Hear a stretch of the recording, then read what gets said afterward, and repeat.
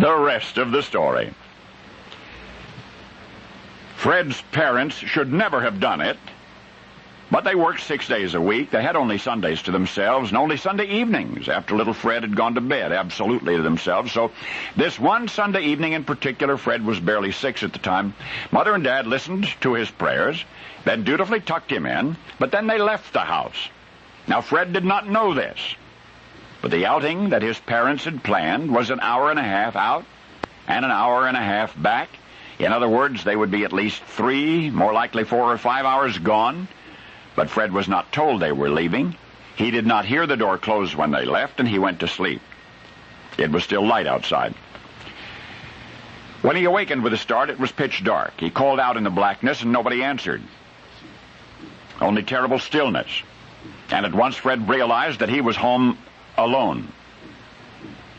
Instantly, Fred began trembling. Quietly, he slipped out of bed, and he groped his way through the gloom past furniture so friendly by day, but now menacing. Even startling obstacles. The little boy's hand reached outward ahead of him like a tugboat escorting a great vessel through an impenetrable fog, and then suddenly his hand amazed itself to discover the cold doorknob resting in its palm. Fred twisted the knob slowly, silently, so as not to arouse the horrible creature who might be slumbering in the night. The door opened. To the child's dread, the hallway was as dark and ominously void as was his own bedroom. Fred began to cry. No, not out loud. The sound itself, he was certain, would frighten him all the more, and still the tears rolled down, scalding his little cheeks as he inched his way forward down the hall, down the stairs, through the awful, undeniable aloneness, until he reached the kitchen. Whether it was a spark of courage or a reflex of spontaneous desperation, he did manage to call out, "Mother! Mother!" he called out.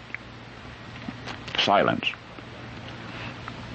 When Fred's parents returned, they found their little boy wandering the house in a terrified stupor.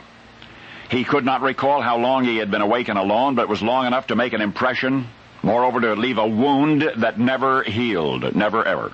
From that night on, little Fred was pathologically afraid of the unknown and ultimately thoroughly intolerant of surprises. Even as an adult, do you know that he couldn't bear to prepare food in an oven unless the appliance had a glass door? Otherwise, he thought of what may or may not be happening as the food cooked on the inside. The very thought of it was unbearable. This Christmas season, moviegoers nationwide are delighted in record numbers by a charming, touching, mostly funny film entitled Home Alone. A delightful movie where a youngster is left home alone. But once upon a time, when this century was young, a little boy went through that ordeal for real. A child who would grow up to make motion pictures.